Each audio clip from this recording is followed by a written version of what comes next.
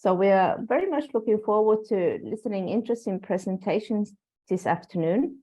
And so without further ado, I give the floor to Emeritus Professor Eero Ropo from Tampere University, who will be moderating the event. So please, Professor, the floor is yours. Thank you very much, Pia, for this introduction. And welcome to this webinar from my point of view also. It's a pleasure to be with you here and to be moderating this very interesting session. The common topic is educational leadership and what we can do with leadership to enhance student learning in the different educational institutions. And I'm looking forward to having very interesting discussion and very interesting presentations from our guest speakers who are experts in their area. So let me introduce our first speaker, who is Dr. Mika Risku from University of Jyväskylä. He's head of Institute of Educational Leadership, which is training Finnish school principals, and this institute has a history of being only one of those, only one of the institutes that are training principals in Finland. So he has been with the institute since 1996 and been head of this institute since 2013. Mika Risku's recent interests are in positioning and conceptualizing the phenomenon of leadership in the field of education, and his presentation will be very good example of this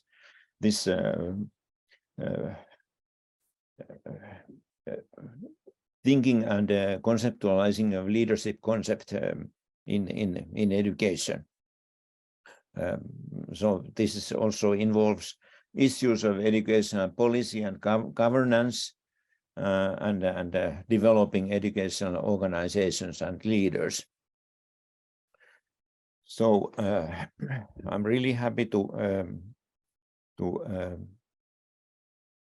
give you the floor, and your presentation is titled as Positioning and Conceptualizing Leadership in the Context of Education. So floor is yours. Welcome.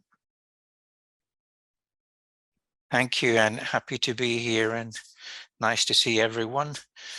As I come from the Institute of Educational Leadership, could I first ask if people could have their cameras on?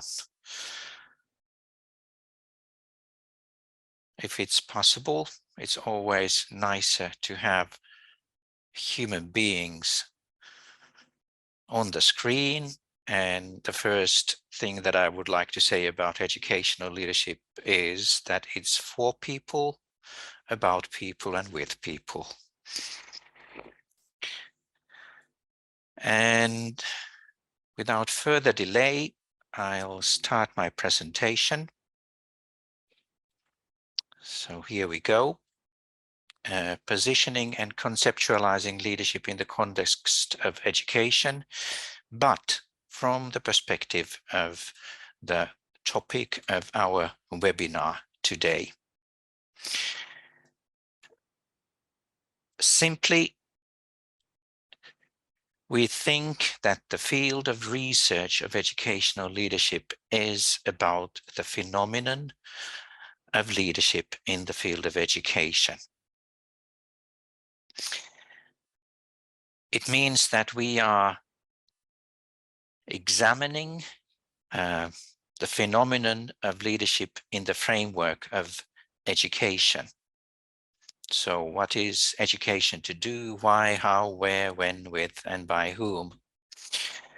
And if we further look into the different approaches to education in the field of education, at the moment we think that it's important to look into education sociology and critical pedagogy, then look into education policy system and governance, and of course in relation to learning pedagogy.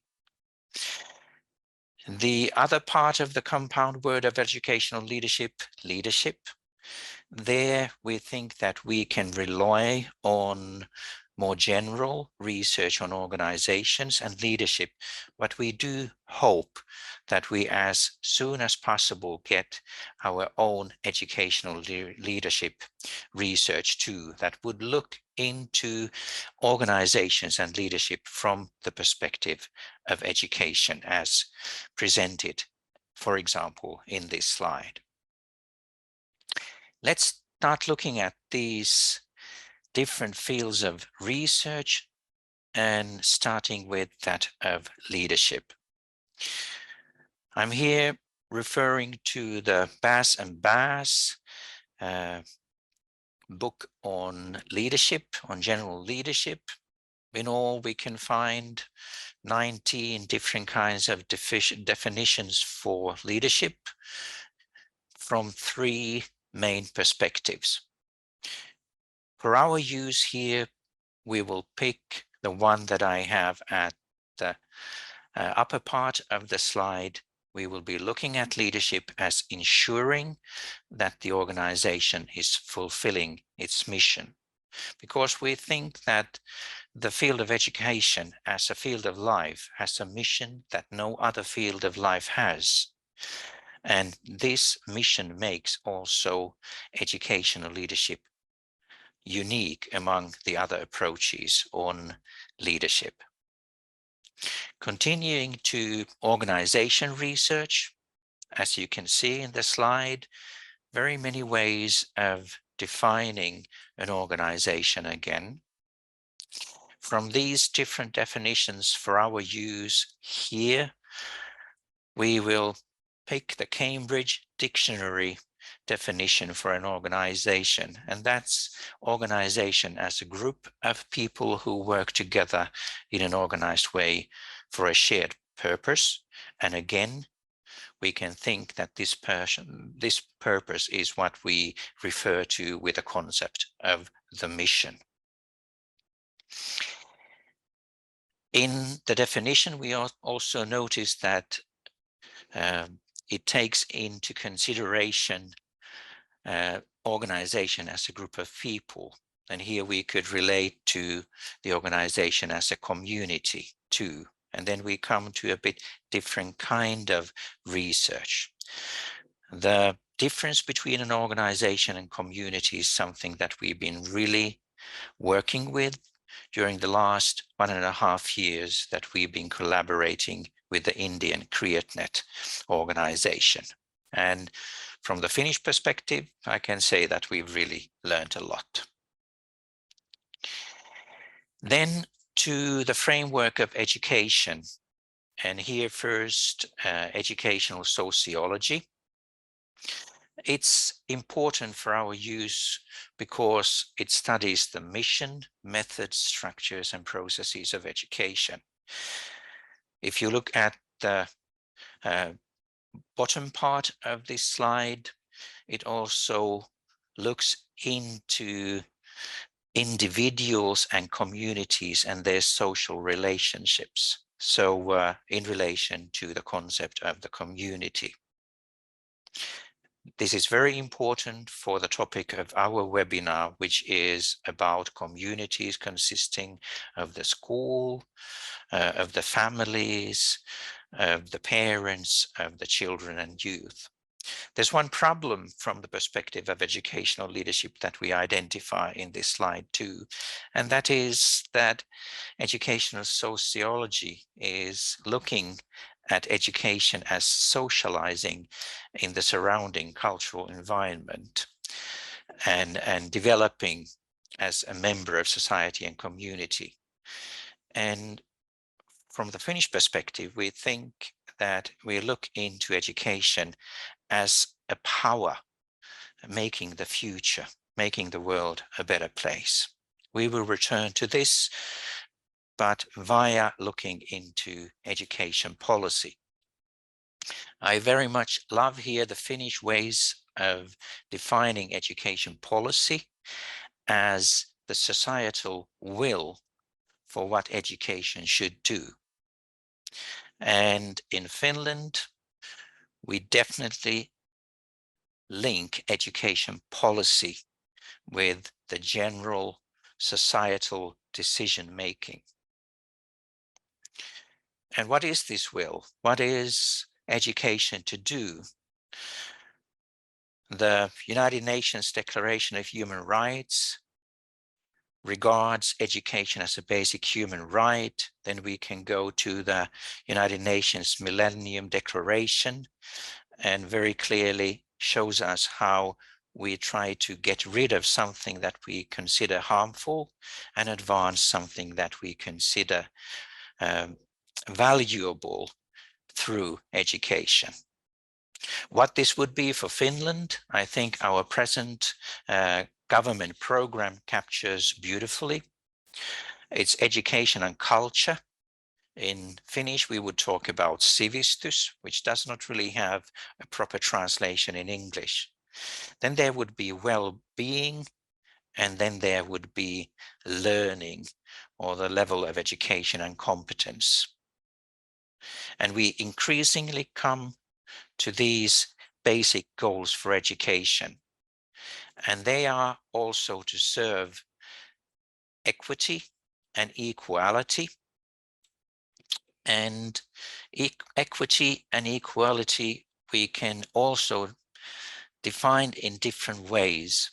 And the Finnish perspective on equity and equality relates to the radical view on equality, which is not really comparing people amongst themselves, but comparing people with criteria, often societal criteria that we've set for Finland.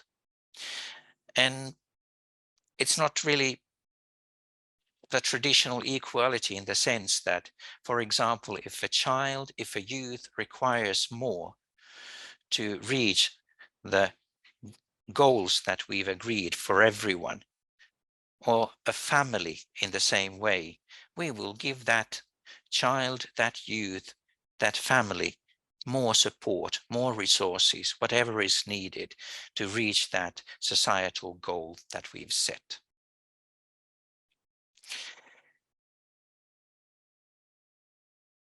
Let's look into the topic for our webinar, that of an educational community consisting of the local community, families, parents, children, youth.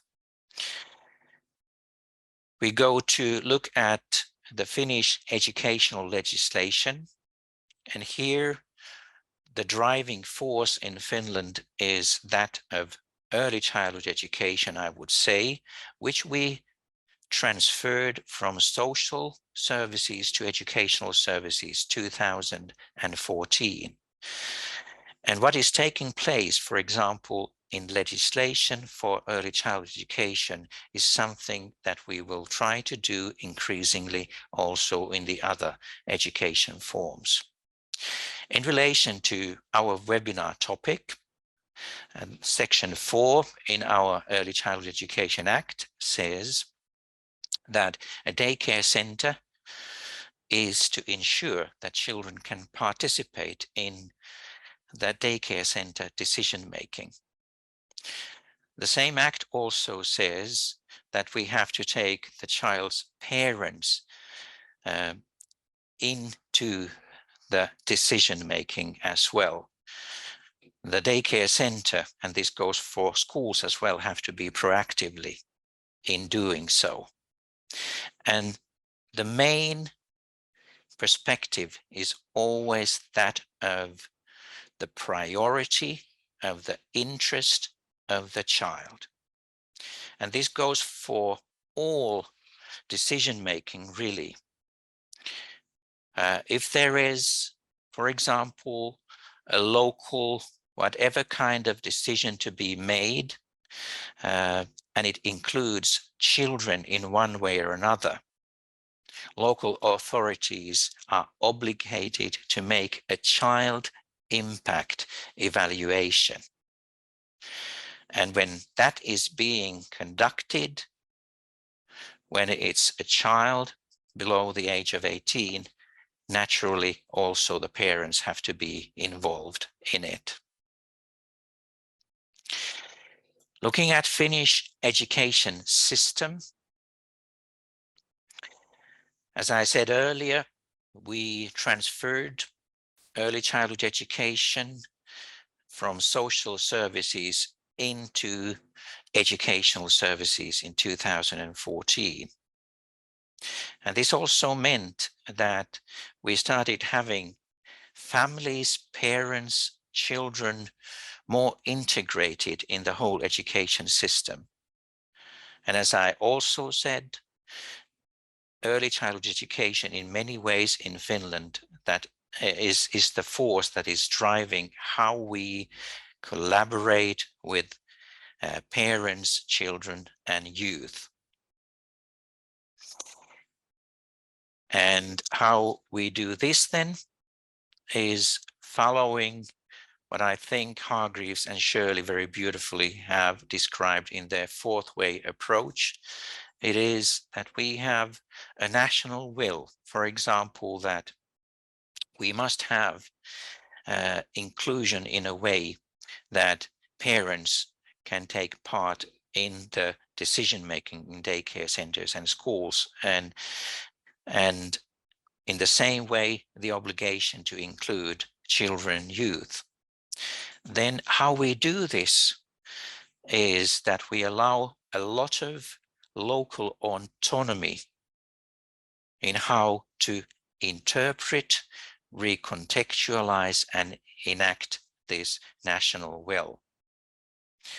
Our role at the university is to support this mechanism in the best possible way, so that we would really meet the national goals and build from the bottom. This may be very concrete things. So, for example, 2009, the National Agency for Education sent an instruction to all schools that if they are having school photographs, which we traditionally have at the beginning of the school year, photographs of school classes, etc., which company comes to make these photographs is something that schools have to decide together with the parents. Whatever you want to abolish a school, you have to include children, youth, and parents in that decision making. So from very small to very large concrete decisions, this principle has to be followed. About Finnish education governance, we can find 5 governance lines today. There's the government governance line, presented with the blue boxes. Then there's the local governance line, presented with the green boxes. Then when we are making societal decisions, we also have to include trade unions, other national stakeholders, often in the form of NGOs, and also individuals like the children, youth, parents involved in daycare centers and schools. When we are making national level decisions, we have to proactively involve all these governance lines. When we are making municipality level decisions, the same thing. When we come to a daycare center, when we come to a school, exactly the same principle applies there too. All these schools and daycare centers have to describe in their curricula For Finns, the curriculum is a strategic document, which is really an agreement among all those 5 governance lines that I presented in the previous slide.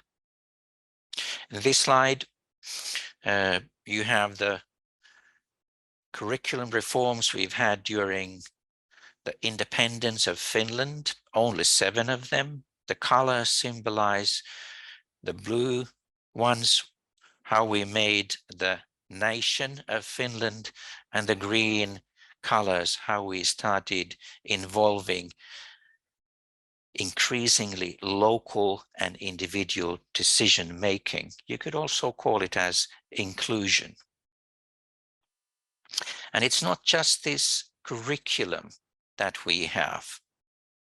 Although, for example, for the comprehensive education curriculum, I can tell you that it includes 188 decisions that have to be made locally.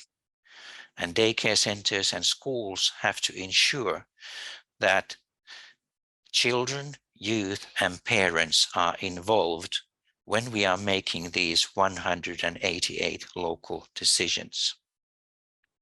There are also other statutes like the Administrative Procedure Act.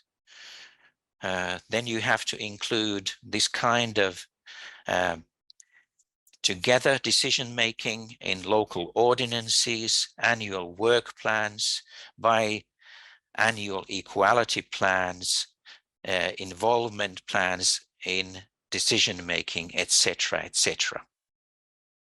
There's the national will to do this, and then again, there's a lot of local autonomy how to do this. These are organization structures, and what is happening in Finland as we are shifting the mission of education is that we are trying to transform functional organizations into process and network organizations. It's a dramatic shift of thinking.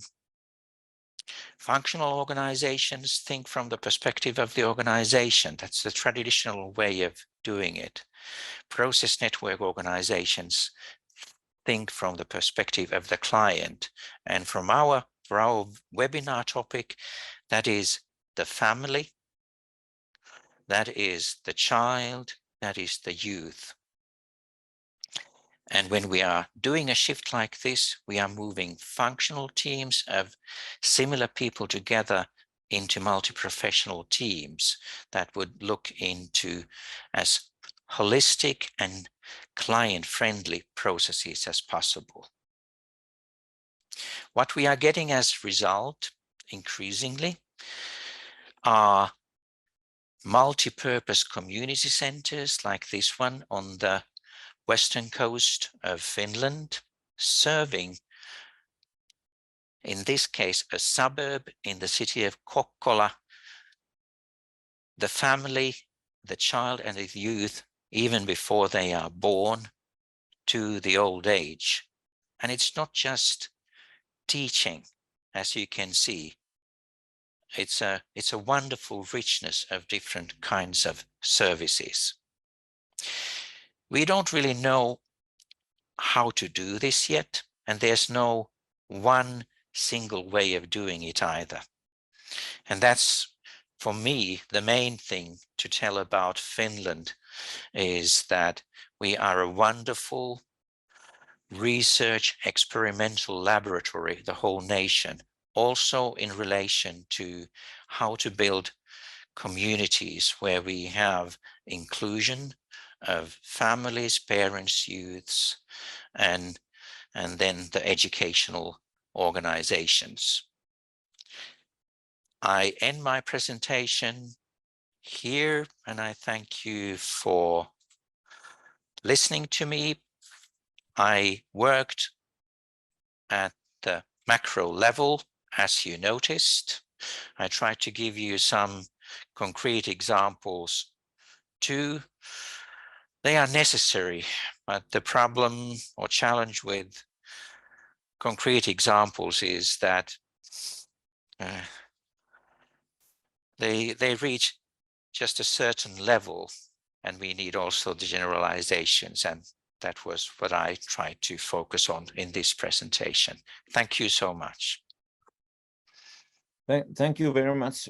This was very interesting introduction to our webinar, and thank you so much for raising these multiple issues to be discussed later in this session. If you have any urgent questions, please raise them now, and maybe 1 or 2 questions to Mikael before we continue.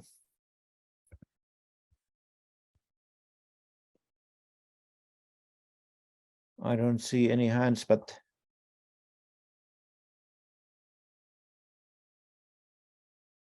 okay, maybe then we are happy with this. Okay, Professor Srikat, please. Thank you very much. I mean, I have a very small observation. In fact, my concern was, how do you meet these conflicting demands of different agencies, institutions located at different levels, you know, when you want to sort out the issues from national level organizations to trade unions to parent associations, etc. Thank you. Thank you for the wonderful question. We often tend to give a picture of Finland as somehow uniform, which we are not at all. Then we also tend to give a picture of Finland as some kind of a serene paradise. And having worked as a secondary education principal for 15 years, it's far from that. And your question is a wonderful implication of how beautifully you observe. It's very difficult, it's very challenging.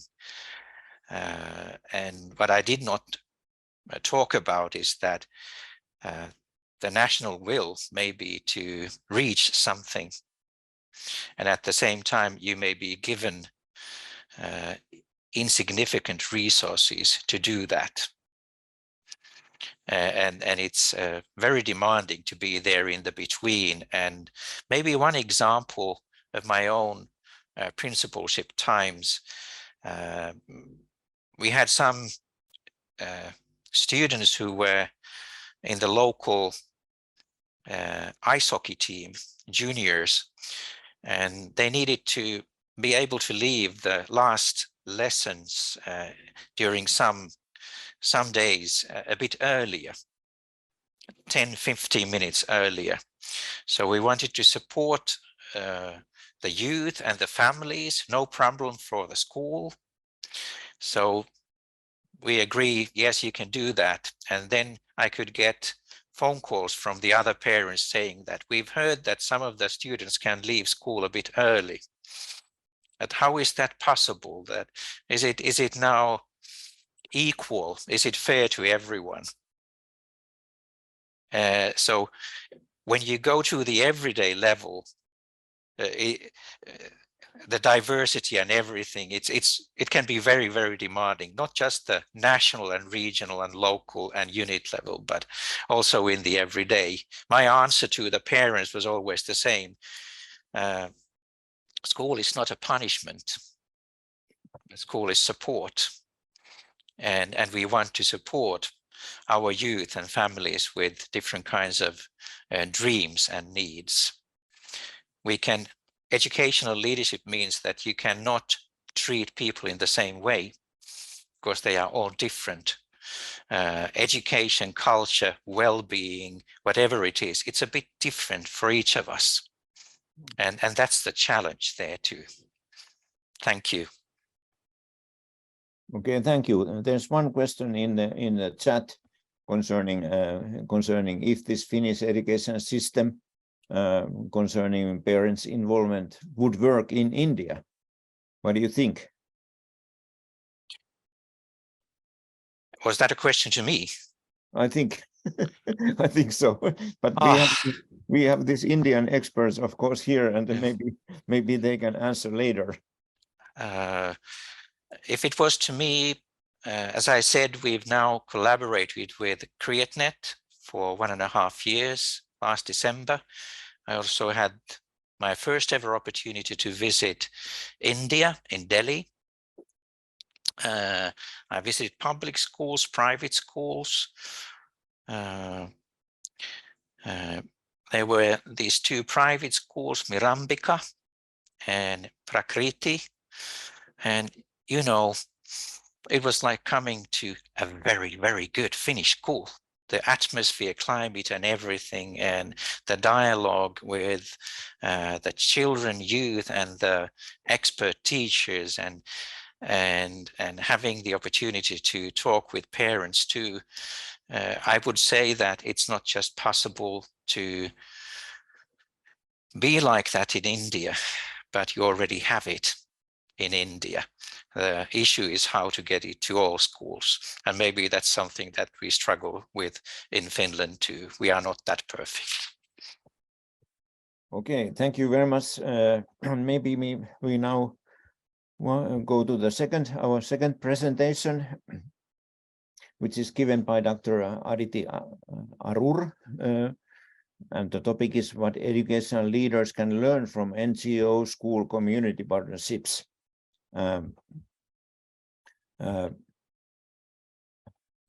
Assistant Professor Aditi Arur is from Christ University Department of Psychology. She has made her doctorate in University of Minnesota, USA, 2014, and her profile about research and interest says that she's qualitative researcher in education, program evaluator, curriculum designer, with 16 years of professional experience, with strong expertise in conducting gender transformative evaluations of girls' education programs in India.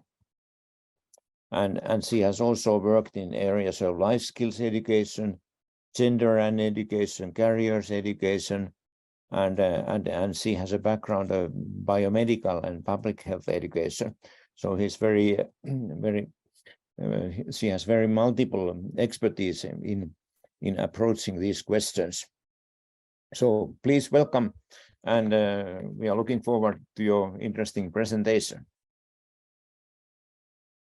Thank you so much. I'm just going to share everyone can see the screen and hear me all right? Yes, we can see the screen. Thank you. Thank you. Yeah, I think it's a nice segue from Mikhail's presentation, which was on and this what I'm going to be talking about is the NGO examples in particular, because which is the non-governmental organization and works in partnership with the government organizations. And I'm focusing on India. So I thought let's start by highlighting one of the key issues that I think educational leaders in the Indian context need to pay attention to, and that is hierarchies in educational systems, which is a very integral part of Indian educational system. These hierarchies may be related to positional power, that is, most schools or educational universities or institutions, they're structured in a very hierarchical manner with positional power, you know, that leadership positions taken up, the experience, expertise, and so on. The other in Indian culture is often very also plays a lot of importance. So, ageism important age is a very important hierarchical structure which plays a role in teacher-student relationships, but also relationships within an institution. Expertise and merit-related, and I put merit in inverted commas because these seem to be individualistic attributes.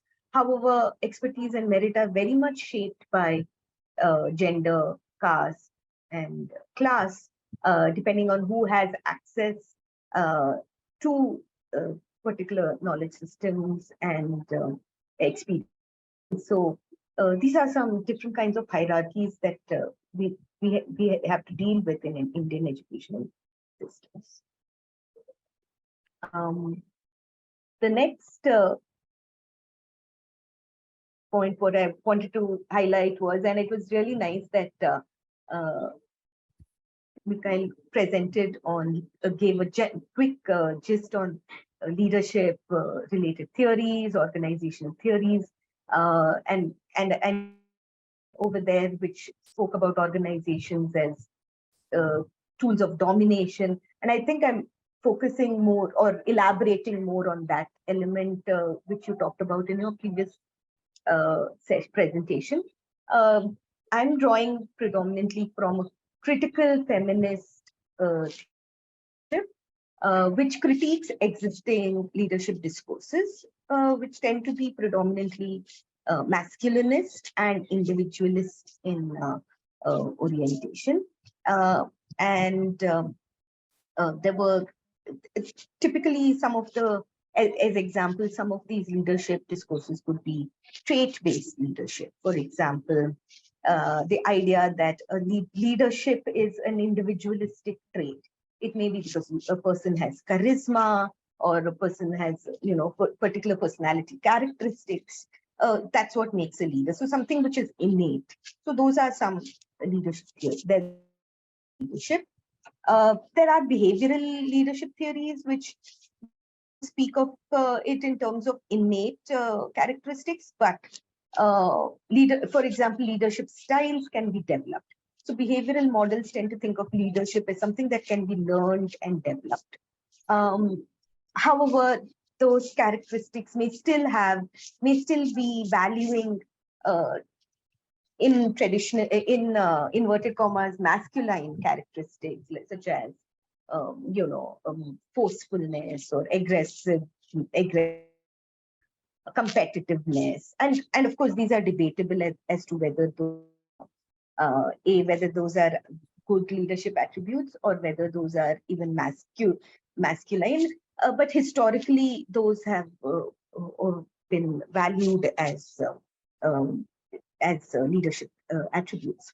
And the third one is situational or contingency leadership theories, which tend to kind of say that these attributes or these styles are useful in these situations, and others might be more useful in other situations. So there's a little bit more attention paid to context within situational and contingency theories. But nevertheless, what critical feminist critique suggests that these are leadership, which is most of research in leadership has been done on institutions that usually have male leadership positions, and so then the data that we get ends up being representative of more masculinist and individualist ideas of leadership.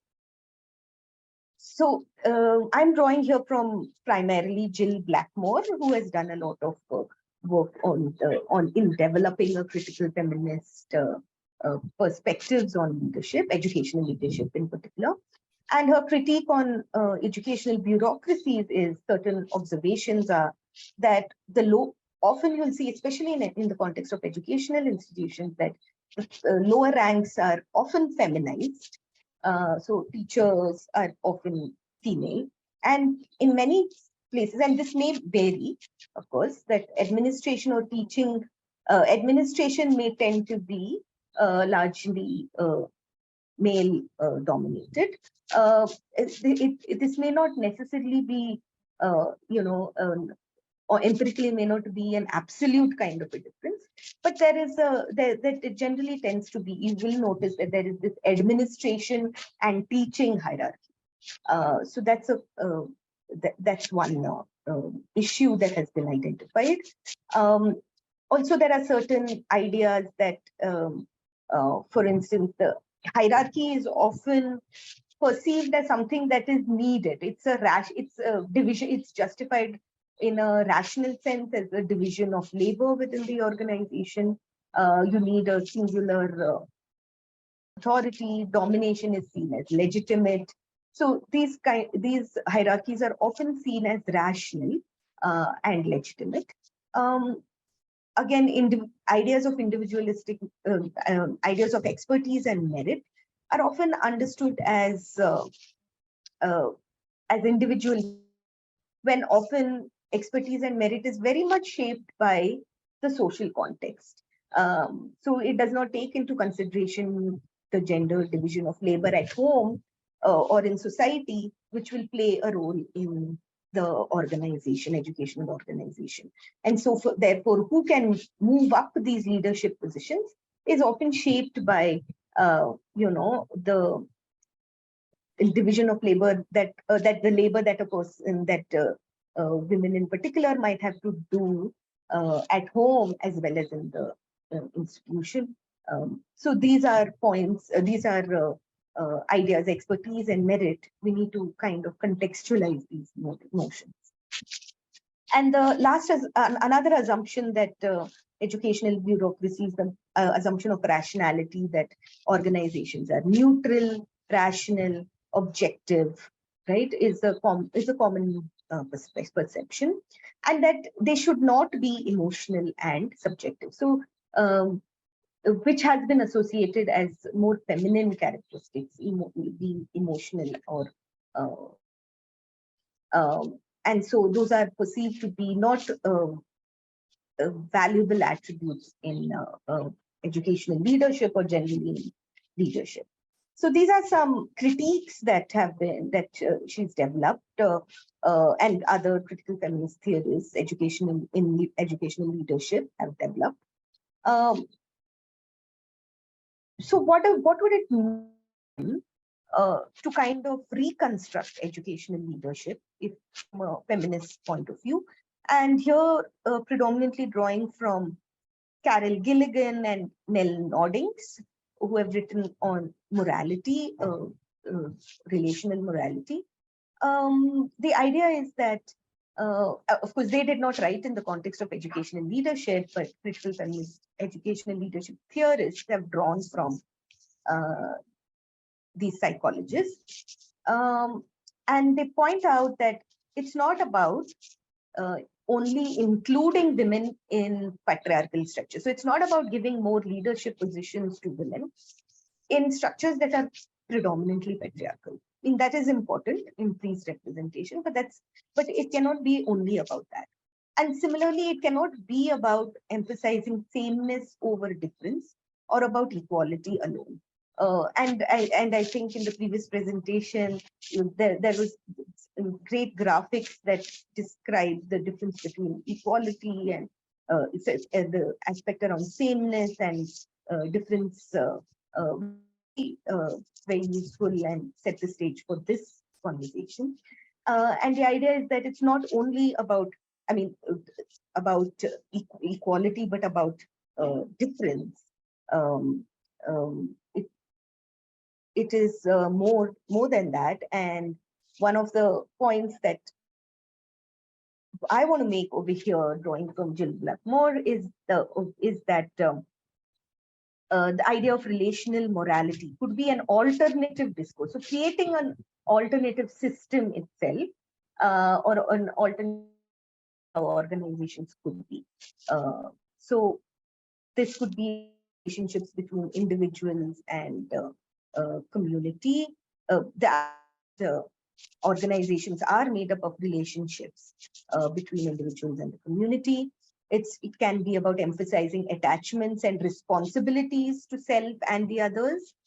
Often existing leadership discourses think of leadership as independent and autonomous individuals, but stressing instead more on interdependence and reciprocity, stressing on caring and commitment to others, and to shift the discourse from power over, that is domination and control, to acting with others. So that is the idea, or that's the vision of what a feminist approach to educational leadership might be. To give you an example, I'm going to shift now the conversation to specific instances, which is school community partnerships within India. This is, you might, as the ones who are familiar with the Indian context will know that schooling is very, very segregated in India. You have the government school system, which caters to a socioeconomic demographic, and private schools, the range of private schools which cater to more middle class to higher socioeconomic status. And you have the international schools that are gaining prominence, which are also private, and they cater to their elite schools. Right, so we've got a range of which is shaped by not only class but also by caste and also by gender. So, and what is important to note over here that the power relationships between parents and school administrators and teachers are going to be very different depending upon the nature of the socioeconomic status.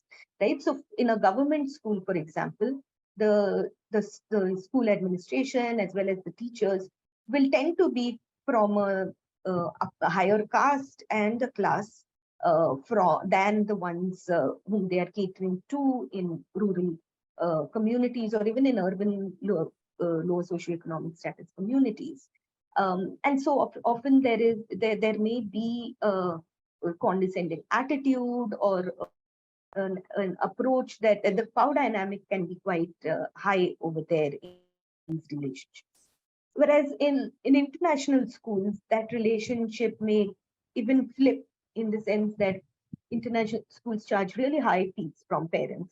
And so then now that relationship becomes more of a consumer or a client relationship. The power relationships are very different in these. And so I think it's really important to pay attention to that. And in fact, many of these schools, like elite schools, also take on a corporate social responsibility of adopting poorer communities and providing education to those communities. And sometimes that power dynamic can get even in these kind of situations. Excuse me.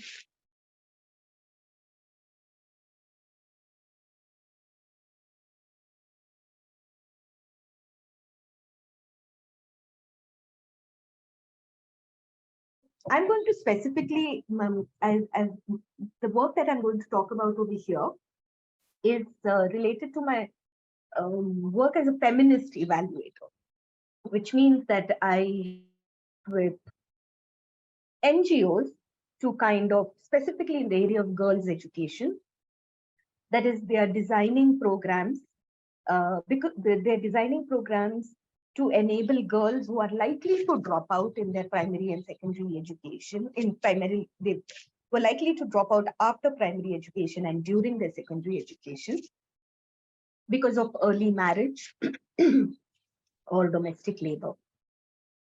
And the interventions in these kind of NGO programs are to retain girls, but also to improve the quality of education. And one of the, and this with different NGOs where my role has been to evaluate the interventions and kind of see what works and what doesn't work in their interventions. And my focus over here is to highlight certain interesting differences between the ways NGOs work and the ways that the government school works, right? So that's what I'd like to focus on. So one example, so something similar across these NGOs. You'll find similar patterns in the interventions across NGOs. One is that usually there's a facilitator who's from the local community. And the interesting thing is that she's usually from the referred to as DD or as an older sister. And rather than as a teacher, rather than referring to her as sir, or rather than, which is usually sir or madam, referring to this facilitator as a DD or as an older sister. Part of this is to disrupt the hierarchy, which typically is there in a school's setting. And also the idea that she's from the local community, so can be more culturally responsive, rather than because in government institutions, they are posted in a particular place where they do not belong. Teachers come from elsewhere and teach in a location that they are not from. So this is one example. They are usually teaching girls. This is the example specifically of girls in marginalized communities. Life skills curriculum, which means that, for example, CARE USA had this program called Power to Lead Alliance, and the evaluation measured them on the Girls Leadership Index on key concepts of leadership like voice or assertion, confidence, decision making, to motivate others, and organization. So these were skills that were were developed amongst girls in this particular program, but the skills might be different in other programs. But the common thing across life skills education programs is that there is a gender rights is integrated with curriculum. So in that sense, leadership, the concept of leadership over here is kind of conceptualized in a more collectivistic manner rather than in an individualistic manner. And you will see that even in the important role in the pedagogy, which is to create peer networks so that they develop a collectivistic identity. Voice is understood as collective voice, decision-making and problem as part of groups. And a very important goal is to develop group solidarity. So it's really interesting to see how that leadership is framed in a more of a collectivistic sense. There are other elements of intervention. For instance, in Room to Read has a strong mentoring element, which is to help that children build trust with the facilitator, and the facilitator learns about the social and emotional context of the children, which teachers often do not have time to do so, or it's not part of their profile. And community mobilization is another important work. So unlike parent-teacher meetings, facilitators go to children's homes. They learn perspectives. They negotiate gender norms. There's a dialogue on gender norms. There's a lot more of trust building that happens between the facilitators, the children, and the parents and the community as a whole. So given this intervention, and there are variations. What can we learn as, in terms of developing a participatory approach to leadership? Now, I don't mean to say that this is like perfect, similar to what Mikhail was saying, that it's not that things are perfect, right? But it kind of gives a little bit of a vision into possible. And so, for instance, one issue is that bottom ranks, big or NGO organizations which are multinational, bottom ranks are there is a first world, third world power dynamic that is very much apparent, right? So definitely, it's not like the organizational structures are equal, but there are attempts. There are attempts to this. There are gender mainstreaming initiatives. Attempts to do gender-based budgeting, so that the organizational structures also can be changed, and not just the pedagogy and not just the program. Right? And my role as an evaluator, or my interest as an evaluator, has been to move participatory approaches, which brings in community perspectives, right, and community perspectives to different levels of organizational leadership, so that they listen to the voices of the different levels that are there. So that is part of the agenda of a participatory evaluator. And from these experiences, and I've realized that we need to recognize and disrupt power dynamics across multiple relationships. Teachers and students, this is very often the focus of creating democratic classrooms. School and parents, this also sometimes is the focus of creating collaborative relationships.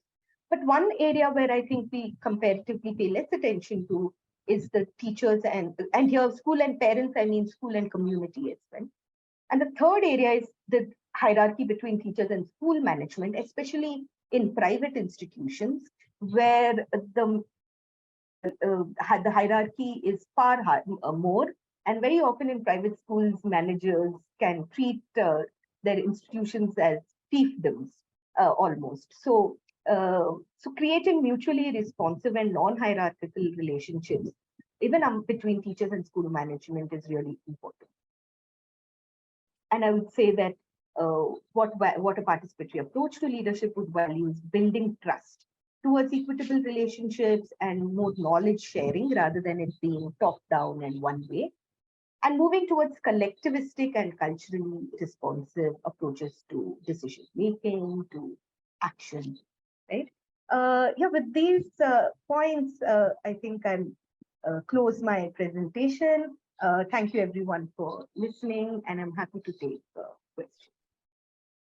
Thank you very much. I think this is a very good example that leadership can be organized in very many ways, and some ways are maybe more effective than traditional ways.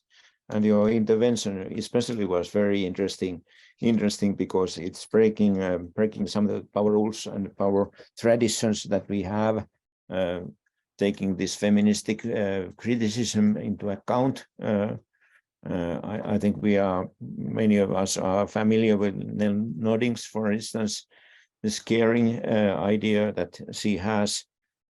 I think this is very interesting approach to leadership. I'm very much involved in curriculum development and curriculum theorizing, and there we say always that that curriculum is a complex conversation in the society. It's not one simple thing that we design, and maybe I can repeat the same for leadership. It's a complex conversation within the educational institutions, and so this is a very good example from you. Thank you. Okay, any comments or questions from our audience? What is your Yes. very big question? What is your perspective regarding the implications of the NEP 2020 to the development of educational leadership in the context of a heterogeneous society such as India? And the NEP, it's quite a complex document. So I'll also ask Dr. Aneesh to share his perspectives on this. But what strikes me is the giving students quite in terms of selecting courses, right? I think it is quite disruptive in a positive way. I would say it's disruptive in the sense that we've created certain structures, right? But now students get a lot more power in terms of choosing this course versus another course, and it's moving to there's a lot more agency for students, and I think that's kind of disruptive for us to think where we have a particular structure, educators have a particular structure, and we have to organize it in that sense. And I'm talking more from a higher education point of view. So it's an interesting disruptive process. Again, I'm saying disruptive in a positive sense because it gives us the opportunity to create a new structure, right? So in that sense, yeah, I think it's complex and we'll have to see how that plays out. I'm not too sure. Okay, Prof. Srikant. Yes, please. I have some 3-4 observations, and I'll be very brief as possible. Yeah, sure. In fact, Dr. Aditi's presentation was good, but I feel that certain observations need to be made from the perspective of having worked at national level. I have a very different perspective. I am maybe, sometimes we converge, sometimes I differ, I believe, with what you have presented. When it comes to certain diverging viewpoints, especially when in India, the reservation is impacting teachers' recruitment and deployment. So it's not that all higher caste people are there as teachers. So in fact, their percentage is very significant. We have scheduled caste, scheduled tribes, OBCs, and all other groups. So they are all part of the system, and even they're part of the teaching community. That's number one. And the second thing is that your observation with regard to NGOs is good, but the scale that we need to think about, it is very huge.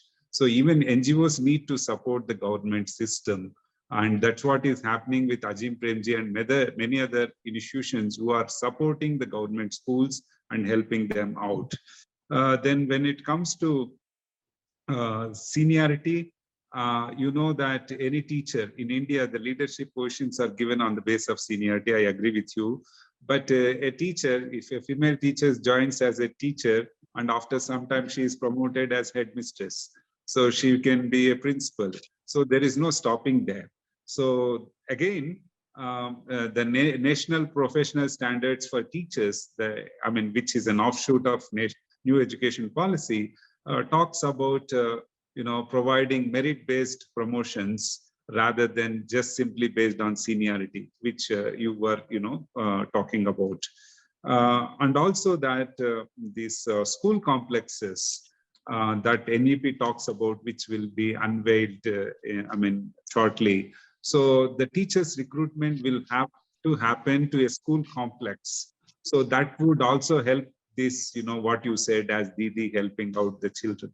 So I think these are some of the observations. Thank you very much. Thank you. I think those are really great observations, and I don't disagree with you on your observations. I think part of my agenda was to be a little bit provocative in the sense of kind of highlighting these issues. But as you mentioned, I think the government is making attempts to address, like you said, the caste-based reservations are an attempt to address this issue of caste and class, right? And so there are definitely interventions from the governance side to address the issues that I have kind of mentioned, and yes, also that there can be women do occupy leadership positions, but like I also said, that it's also about there being there is also still a challenge in terms of bringing in child-centric pedagogy within classrooms. This is not only government classrooms, it's across the board. And I think part of the general valuing of hierarchy and within the Indian culture is what I feel. So I don't disagree with you certainly, but I feel like these are issues that we are constantly dealing with. Sometimes in some situations it kind of works, and in some situations of persists is what we say. Thank you. Thank you very much. And I think now it's time to turn to the last presentation by Dr. Aneesh Kumar, who is having a presentation which is titled Fostering Positive Culture through School Parent Partnerships, Learning from Steps, Parenting and Wellbeing of One Mode by One Mode. And Dr. Aneesh is from same university, Christ University, Department of Psychology. He's assistant professor there and coordinator of undergraduate programs in Bengaluru. His research interests include socio-emotional development, free play, positive parenting, and positive school mental health. And he's also involved in many research projects, including development of gratitude among cultures. This is with the University of Virginia, USA, and many other things. He's very international person in the sense of research and cooperation, and also working with the USA institutions and also UK. So please welcome to this webinar, and the screen is yours, let's say that way. Thank you very much, Professor Eero, and thank you everyone. I'll just hold the presentation. I hope it's visible now. Yes, it is visible. Okay. Thank you everyone. At the outset, I would like to thank Christabel and the team at the GINTL for associating, and we're happy to do this together. And also both my speakers who spoke and gave a quite an elaborate explanation about academic leadership from both the countries. And I guess that also saves a lot of time for me in terms of not needing to repeat a lot of things about education system.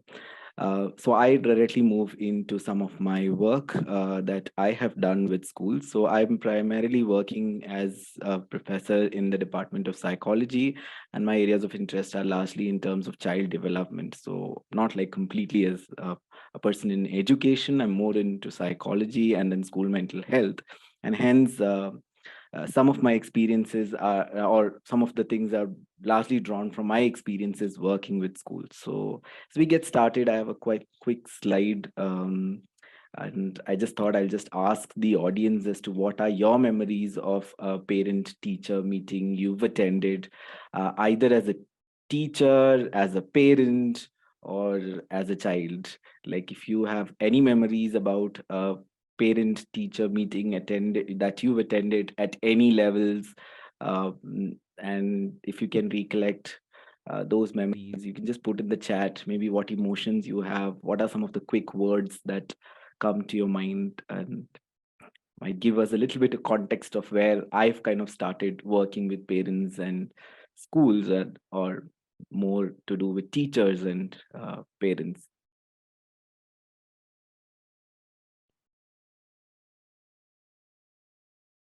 Okay, so I would maybe some thoughts are coming in, so you can kind of post it, and we will see some of these getting discussed as we move forward. So my work has been, as I told you, has been not directly with schools, and I was initially not working with schools. I was more working with children who are victims of abuse. And then from there, I've kind of moved to working with schools in more prevention and promotive work. And also I'm a parent, so I have a 7-year-old at home. And young parents to parents would generally understand that your experiences into and about schooling and all of this would kind of take a U-turn or different when you have actually children who go into school. So some of these also led me to think about. So as I'm going forward in this presentation, a few things that I'm trying to cover is that is about understanding school-family partnerships in India. But then I need to make a disclaimer that my work is primarily limited to the schools that I have worked with. And most of the schools that I have worked with are English speaking, or what we call in India as English medium schools, and a majority of them are private funded. So especially in this presentation that I have focused are my data and some of the insights that I've drawn from most of the privately funded schools, which largely have middle and upper middle class income families. And it's also most of these schools being located in a metro city. So as much as you know, India is a very schooling in India has, as Dr. Aditi spoke about, has a lot of systems, practices, and settings, and all of these a few kilometers apart are quite very unique. geographically, culturally, there's no one size standard size says this is Indian schooling system, and hence we are very multicultural, and hence no one size solution fits all. And family school partnerships are also very diverse and challenging, as I think Dr. Aditi mentioned about her work with largely public funded schools. And my work is that most of the time public schools are more like your walk-in schools. They are quite very open, exposed, and versus to the most private schools that are very closed within their walls, right? So in government schools, you know what's happening outside, some, not everything, but largely, like, you can kind of see the school is largely part of the community, versus to many of the schools that Dr. Aditi mentioned, use the word like international schools or private schools are an ecosystem of themselves, and they are a community by themselves, and they represent a different kind of thing. So the work that I'm kind of moving towards is more like, I'm taking this presentation most like more journey of exploring the need of partnership and the role of leadership in that. So it's not about how I'm going to talk about partnership and talk about leadership. It's about how I figured out, okay, there's a need for partnership, and there's someone who is missing here is in terms of leadership. So I thought I'd put it more in terms of how a journey of understanding many of these were. So we've kind of we had a request, or I had a request from a couple of schools that I was working, and the school principal then invited me for a discussion with some of his team, where he felt that the parents at the kindergarten had around 1,200 children in the kindergarten. And the kindergarten did not have had a major challenge working with parents. And one of the major issues that they said is that picking up children was a major issue to parent teachers argument, and sometimes not being supportive of each other, and hence they wanted to do something, and they felt that parents needed to be educated. So they'd invited me to talk about, can you do something as a webinar or as a session for parents where you can educate them as to how they should behave in the school, or to be very plain about it, to just tell them that, okay, this is how you're expected to be in a school, and you're expected to respect the teachers, you're expected to do the homework at home and send children, and some of that. Since I had a little bit freedom with the principal, that because I'd worked with him for a couple of years, I said, would it be okay to kind of also understand how your teachers look at this issue and how your parents look at this issue? And would it be okay if I talk to a couple of them, and would also like a couple of your sister concerned or associated schools? Then he's like, yeah, you can do that. And then we had to kind of go through the ethics protocol, and then we kind of went through some of these schools. And once we kind of looked at parents' perspectives, and we spoke to some of the parents, and interestingly our interviews with parents brought out a lot of interesting things, as you see in the screen. Parents are quite concerned about the schools, like they are very much interested in children's education, but then these were some of the few experts from excerpts from the data. Sometimes they felt that the school is not approachable. They felt that you should not ask back to the school. The school expects you to follow. They felt that teachers never liked to interact with them. They were not reachable. So they used to always get the messages from the teachers, but any message or call back to the teacher, they never get a response. And some of these were common trends, and they also felt that they pay the fees. So as I think earlier speaker said, they pay the fees, so they have the right to be involved, they have the right to be questioned, and hence the teachers are not up to the mark, or if there's an issue in the school, they have all right to question. And they felt that, and then most of the discussion, parents felt that they choose the best schools for their children, and they choose the schools based on the facilities that the school had. So the school had a good building, the school was a good reputation, and many of these things. And there's also a lot of literature about parents' perspectives of choosing schools, and how parents perceived about choosing of schools, and parents generally perceived about a schoolish way of development, and not completely a right way to put it. But then parents felt that, okay, I put my child into the best of the best schools in the city, and paying the highest fees, I'm bound to get my child will turn out to be really great. And denying the role that they have as parents, or equal role that they could also play in the child's education. and development. Similarly, we then went to look at, talk to teachers as to what were some of their challenges. Teachers had shared their perspectives about how parents were sometimes always questioning them, did not want to follow many of the instructions that they gave. Teachers believed that parents held a particular perspective about teachers, and this belief within the teachers were a major resistance for them to then start working. They believed that parents did not trust them. They believed that parents will not understand. They believed that parents perceived that teachers are always like cannot do these things or are meant to be. And they never felt the need, teachers never felt the need to work in partnerships. And most of the teachers in our work feel that, okay, parents need to be educated about what they need to do in schools. They never felt the need that they could work together. Teachers also found that the support that they received from the leadership and the demands that were placed on them in terms of by the leadership or by the system was also quite a major factor to kind of perspectives they hold. So when the leadership demanded that you need to work with parents, or when the leadership had a system that, okay, you need to make sure that you meet parents, then it became a requirement for the teachers to largely look at it. So from this, what we learned was that parents and teachers were largely at a crossroad. Like there was a lot of tension between, as you saw when you recollect memories about a parent-teachers meeting, there's a lot of tension between in a parent-teachers meeting where you're kind of exchanging about academics, when you're exchanging or talking about a child's development, but there's some kind of a tension where you're not always sharing the same kind of feelings about each other as adults. And though you're trying to achieve a similar outcome is the best interest of the child.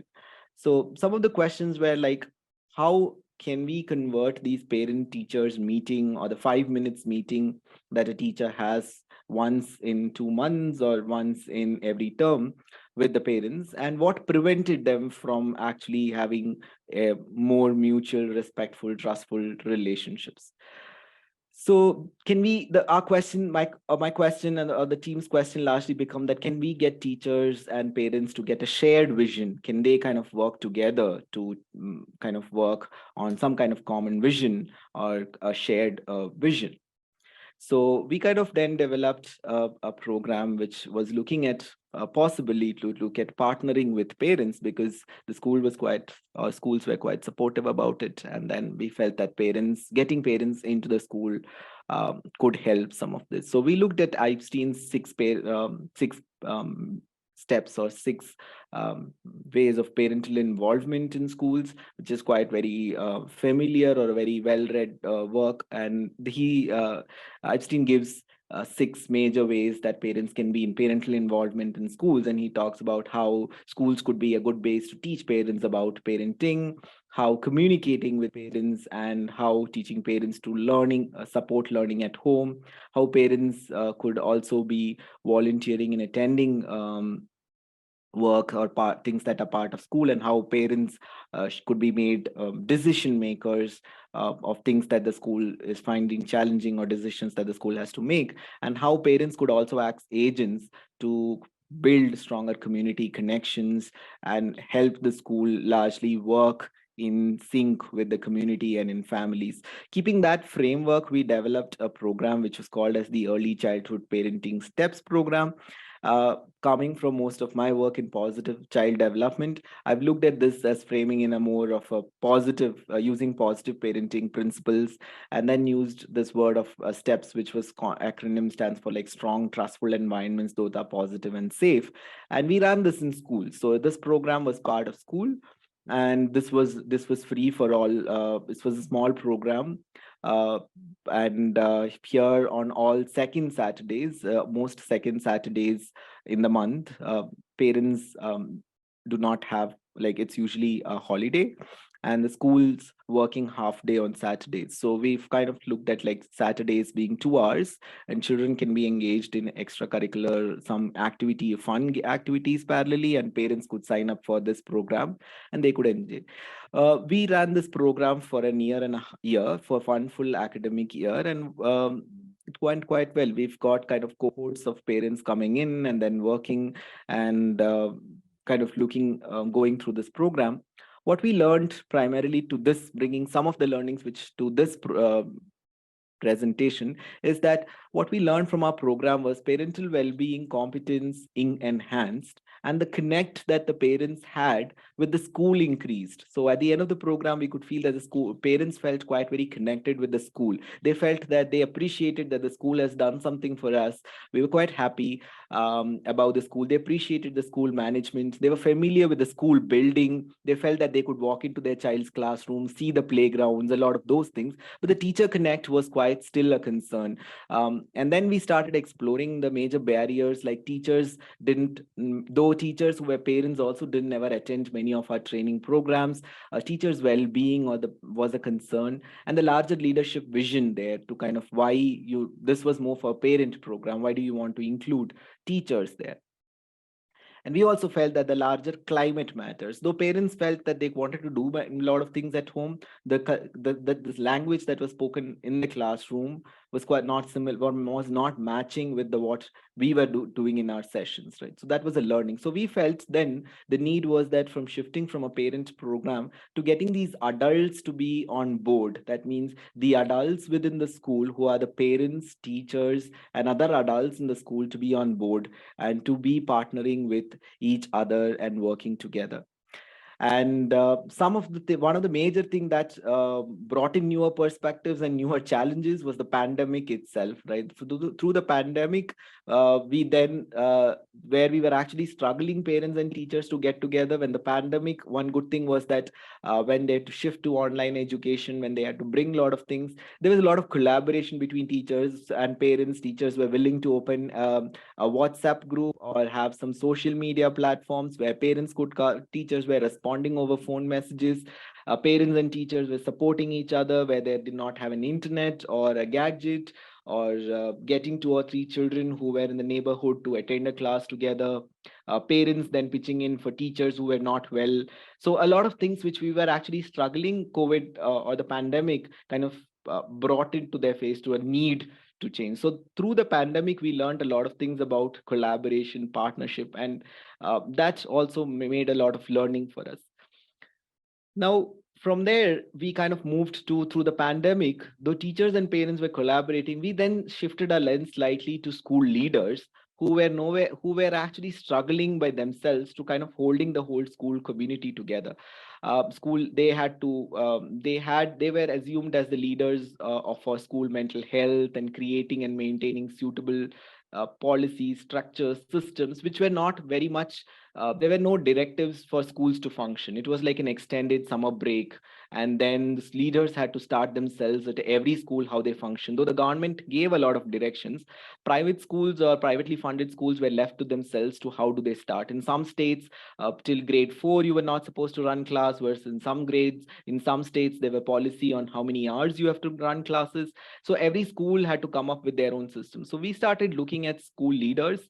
And this is one of our work that got recently published. We looked at how leaders also had a lot of challenges and needs. And we then started questioning ourselves as to who becomes a school leader in the schools that we were working in. Most of them were like through the years of experience, or they did not have a chance. They were appointed as a leader, or there was some kind of financial incentives that they received. So none of them never received a training, support, supervision of being a school leader. And some of their experiences which we found in our study, where most of the leaders felt lonely, they had a low self-care, their work-life balance was quite challenging, and they had inadequate support systems. So putting all of these 3 learnings, that is our learnings from parents, our learnings from teachers, and our learnings from leaders, we then reflected, and then we kind of looked at what can we do for schools as schools return back from the pandemic, and what can we provide for schools, because you're starting a fresh academic year and you're coming back from COVID-19, which is a kind of a lot of learning losses, a lot of learnings for adults in the school.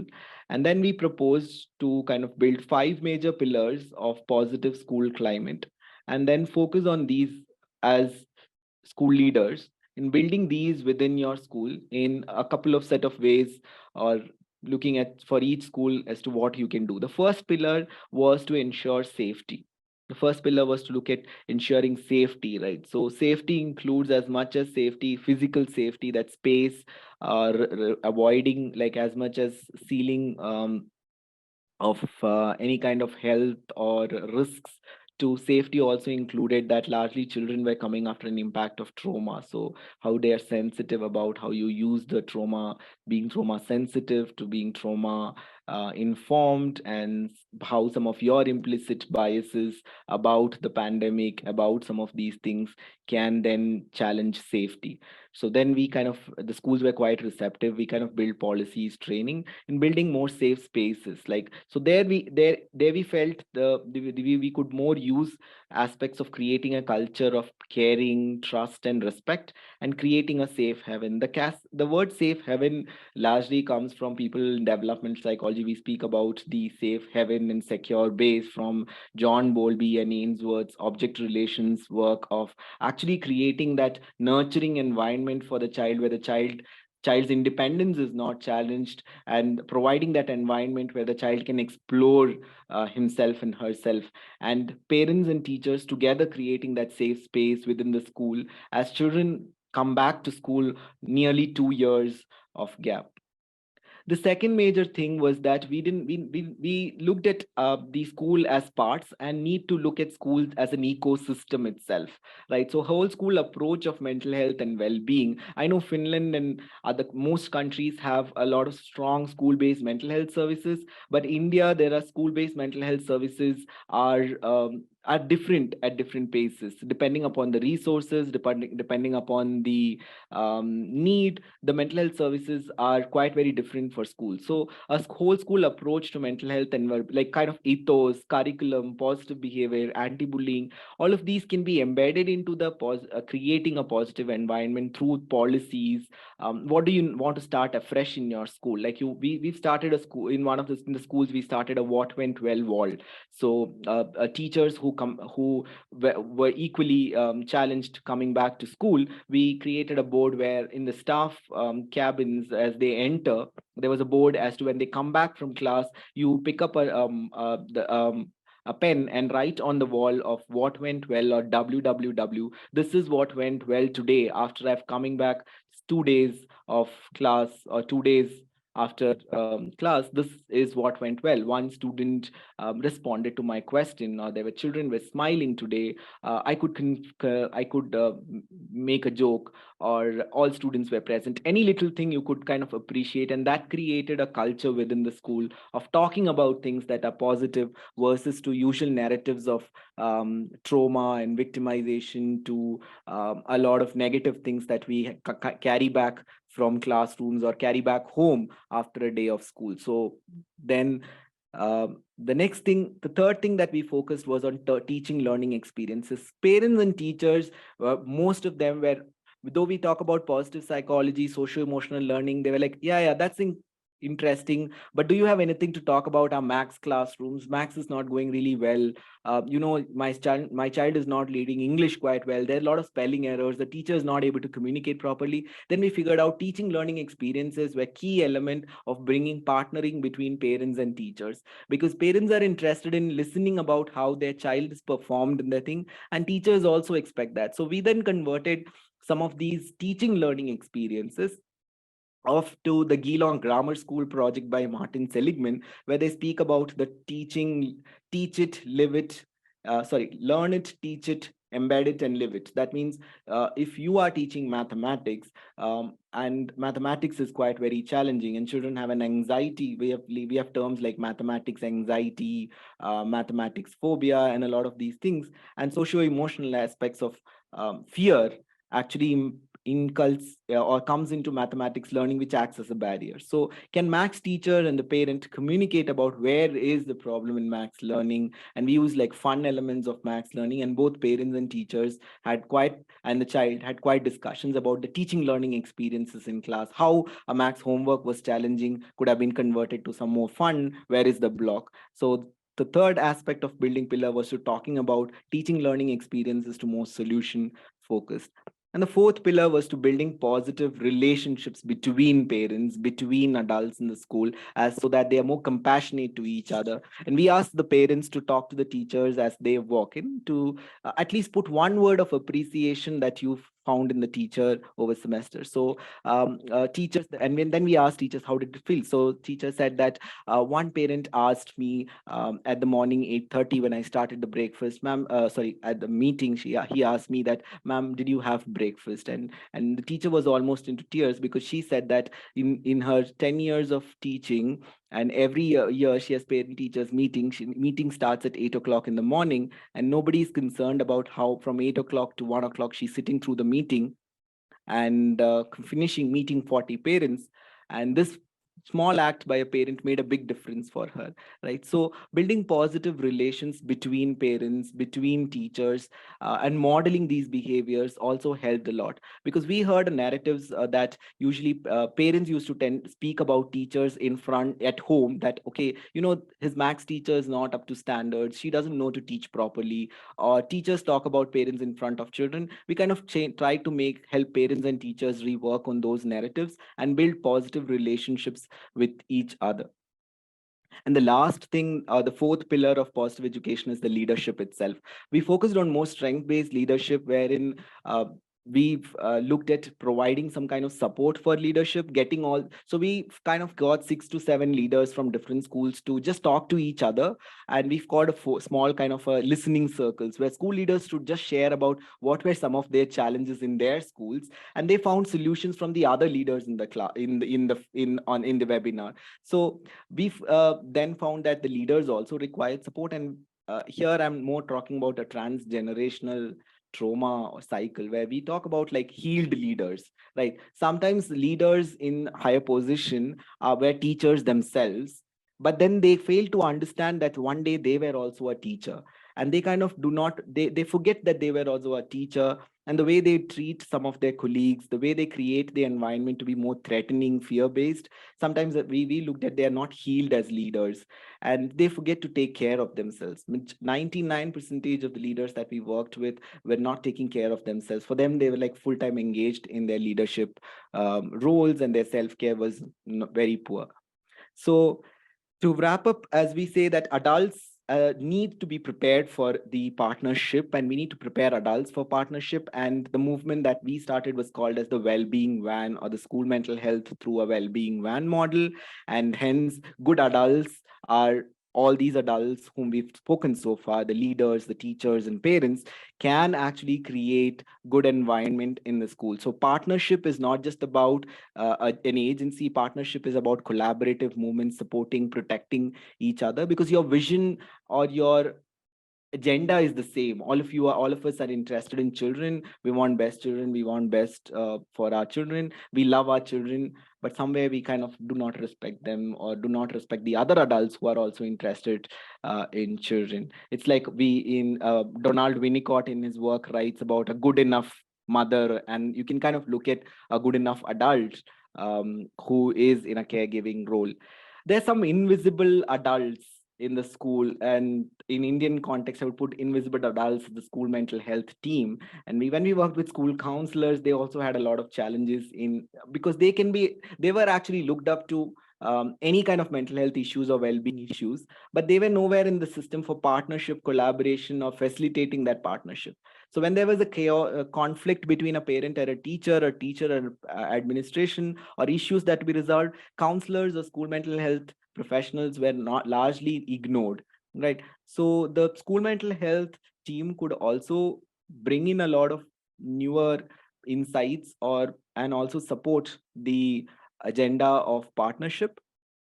And social media is one of the biggest tools that we've kind of used and aided, because social media, like you see too in the Wellbeing Van as an Instagram, and a recent one which we started 2 weeks back as a podcast, and both of them were run by our students.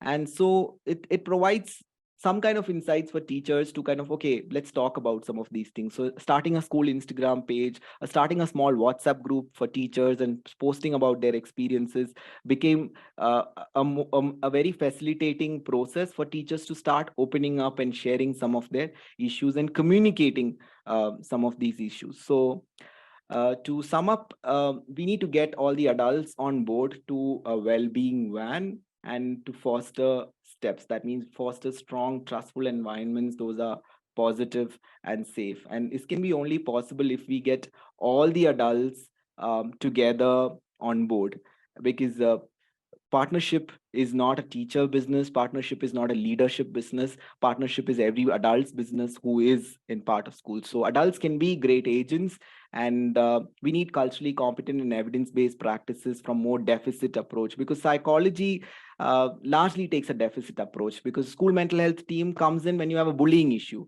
or when you have an issue in the school. But we need to look at more strength-based approach of promotive mental health.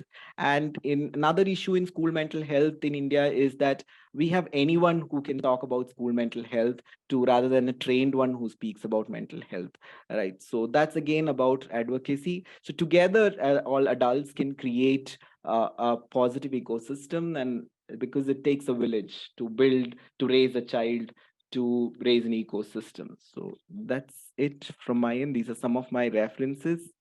Thank you. Yeah, thank you so much. Very inspiring presentation, I would say. I think this is an idea to educate parents for collaboration. It's a very great idea also for Finnish context. I think we all are experiencing some problems with the school parents collaboration. So before going into the final discussion, maybe there are some questions to Aneesh directly concerning this presentation, please.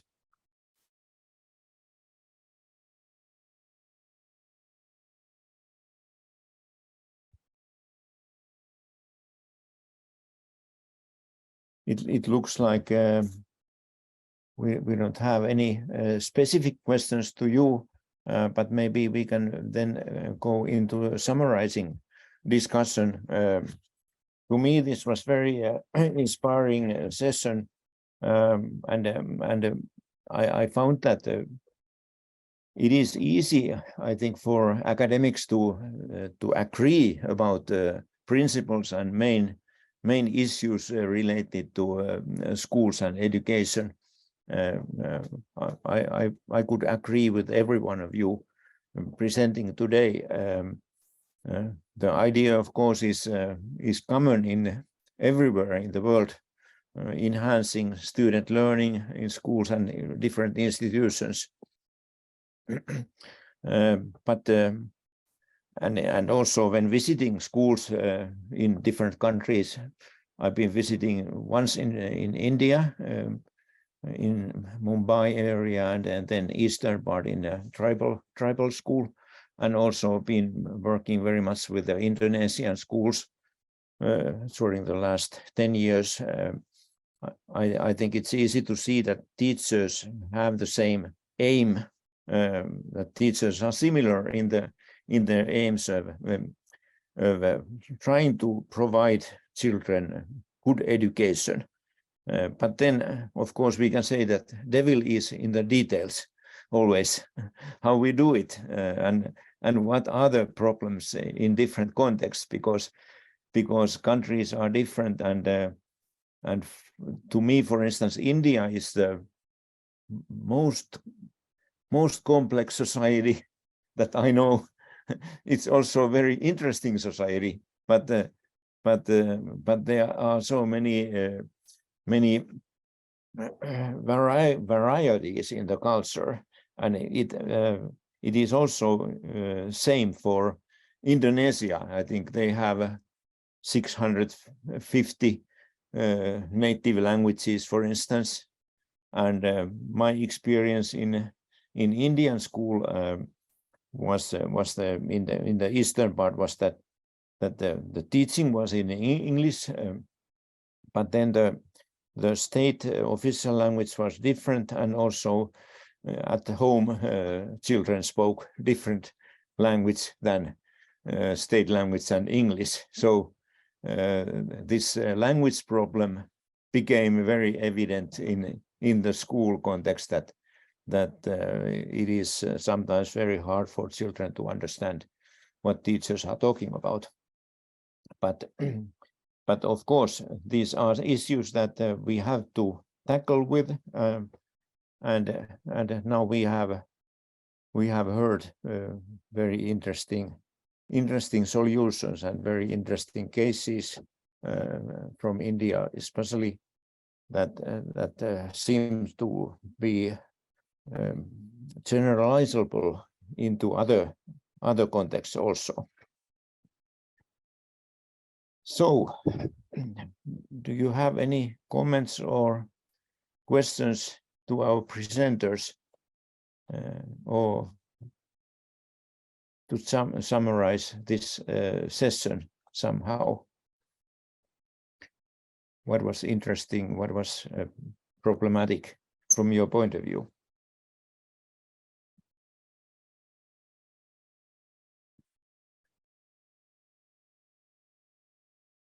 Anybody wants to say something?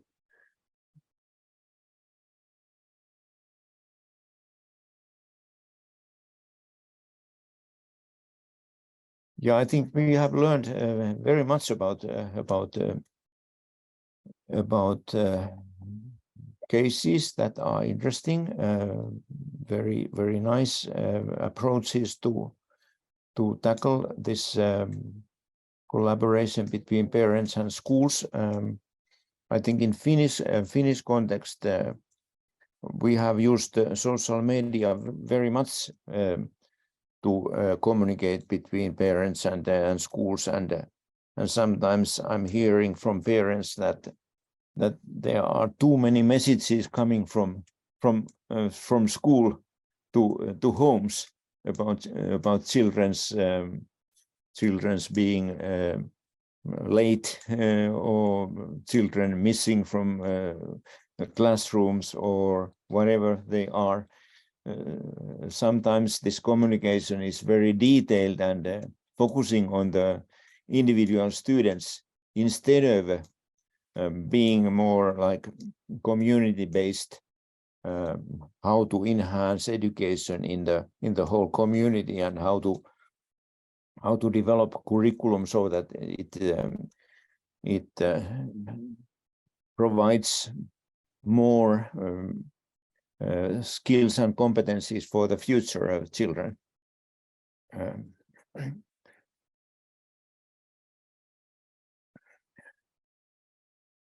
Pia, you are muted.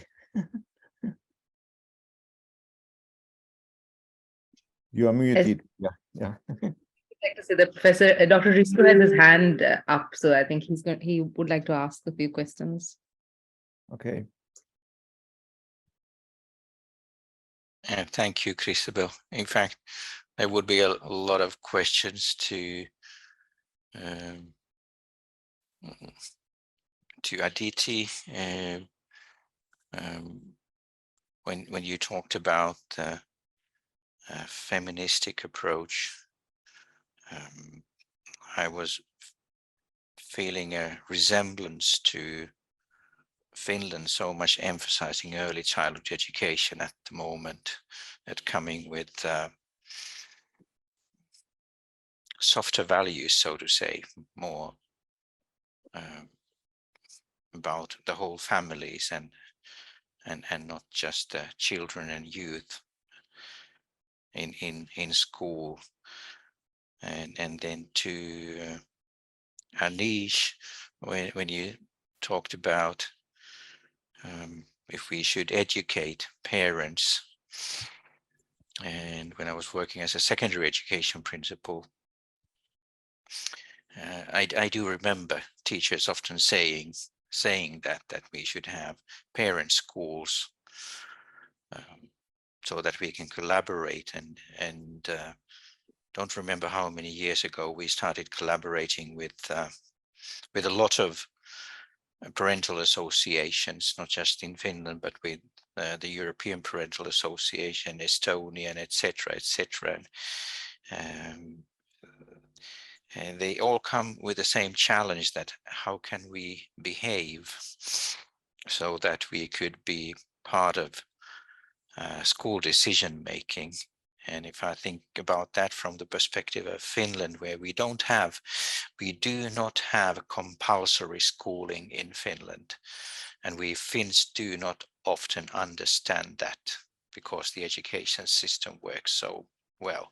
We have compulsory education, and the parents are responsible for that. And educational organizations are really, in my opinion, the society's way of serving the parents to take care of that responsibility. And when the parents are the clients, I wonder what kind of clients they have to be so that they can be good enough for that service, and how does that really work. And it's really a lot about the mission of education too, and then I think that is dramatically transforming in Finland at the moment, and it will change the professional identities of everyone working in the field of education too.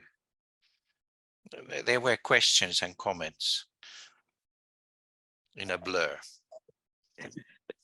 Yeah, I thank you very much for those comments and questions. I was just trying to pick up some thoughts, and as you were speaking, see, the major issue, or not, it's not an issue. The interesting thing is India is a very, very multicultural environment, and parenting and teaching are very deeply rooted systems, right? So culturally, the way parenting is understood in India, it's very, very different. Like we talk about current parenting in India, which is more individualistic and collectivistic. Like you want your children to have choices. Like I want my daughter to make choices for the clothes that she wears, the education that she wanted to make, because I'm picking it up from. But I, at the same time, I have that collectivistic. It's always in consultation with, it's always together, it's always about the family. And so as much it doesn't happen that easily, it's quite very complex. Like how much are you interested or invested in the education of the child? And as I told in my presentation, I picked only parents from the middle and upper middle class, English speaking metro cities, because most of them were working, they are educated. The issue might be very different if you go to another community, like as the discussion that was between Professor Shrikant and Aditi. So in this context, both the parents, and the same is with teaching. If you talk to teachers in India, they would also have same challenges of how children are changing, how value systems are changing, and how teaching teaching is becoming a very demanding job, and the respect is gone for teachers. And they don't feel that. So in both these groups, like parents as well as teachers, are two. It's very difficult to get them on the same pace. We've tried many programs. It's very difficult because they, in the meetings, they will agree on everything, but then they would come to me and say, so you say that we agreed to it, but these things parents should do. And parents will like, yeah, we agreed to it, but isn't it the teacher's job? So then we've kind of collaborating was that to start on little things. We felt that it was too like as much, because and what I used was that I've been a coordinator for the department for a decade now, like 10 years now. And I had the undergraduate programs and around 3,500 students in psychology. A major problem with it's same. The students and teachers' interpersonal relationships are quite very challenging. And what sometimes worked, like sometimes the teacher is not willing to give away and the students also don't give away. And sometimes I go to class and I say, I understand the teacher is wrong and I apologize on the behalf of the teacher. The students will like, no, you don't need to apologize for it. We totally understand. And sometimes I talk to the teachers like, see, just forgive the child and it's okay. He'll apologize. They let go. So I picked up from there, and then I used the same in the school with the parents and teachers. teachers. To some extent, it worked. Like some things that they could work together was like, okay, can you host an event together? So use the parent to support a class where you don't have teachers. Parents were like, oh, I'm speaking at my child's school. Your picture's there on the social media where you've been invited. Some of those were little things that we could start, but it's a lot of challenge to get both of them together. And I guess you've from what you spoke and from your experience, you know how difficult it is to, from a case to case, institution to institution, how getting both of these people is quite challenging. And my experience is quite very limited to the limited work I've done. So those are my little thoughts, and I'm sure I'm not answered complete your question, but these are my quick thoughts on that. Very nice example. Thank you. Thank you. Okay, are there any other comments? There are in the chat, we have a couple of comments which are not actually questions, I think, but comments about the overall comments about the presentations. Thank you for those. Can I make a comment or question? Yes, please. Okay, so it was quite an eye-opening for me to listen to Mihail, and I think especially the response that you gave to the question that was posed to you. I was quite surprised to know that the challenges are quite similar, and also in terms of that the education is mandatory, but schooling is not, if I've understood right. Yeah, exactly. So you mean to say like an open schooling or homeschooling by then? Yes. Okay. So but it's interesting to know the very structured model, and it took some time to understand the model that you've presented. It looks very organized and structured, and even in class we were yesterday discussing about the talk, and I think there's a recent movie that spoke about how Norway's education and Norway's parenting is in India. There's a recent movie, so students' discussion was all around like, isn't Finland and Norway quite very rigid in their practices, and aren't we more flexible? So I couldn't give them an answer, but then I think since there's a time I can ask you, like, because you've seen both the schools, and this is what one of my students asked, don't you think Indian schools or Indian systems are quite flexible, and on the other side there are strict, very expected rules to follow? So I said I don't have an answer for your question, but probably if I get time I might ask that and get back something for you. Okay, thank you very much for these presentations and for this discussion. I think we have exceeded our time limit about half an hour, but this has been interesting, and I think we have continued this because of this interesting topic and interesting presentations. So I have learned a lot. I think you are doing great work in all of the presenters in what you are doing, and the overall I think we agree about this issue that leadership is really crucial for enhancing learning, but there are a lot of elements related to the context and cultures and histories based on the region and area, and those have to be taken into account when we are designing education and curricula. So thank you for my part also for this very interesting session, and maybe Pia has something to say at the end of this webinar. Thank you, Eero. It's been great having you here. Yeah, we will post the recordings in the YouTube channel. And I think, I don't know, it's just great I think it's always get really interesting questions and point of views when you get the Finnish academia and the Indian side together.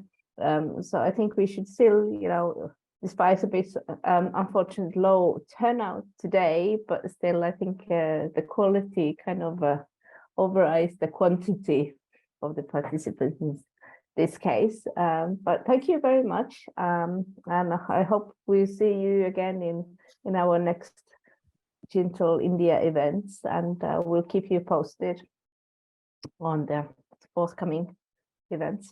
Thank you. And thank you, Eero, for also doing great job as a moderating and leading the conversations.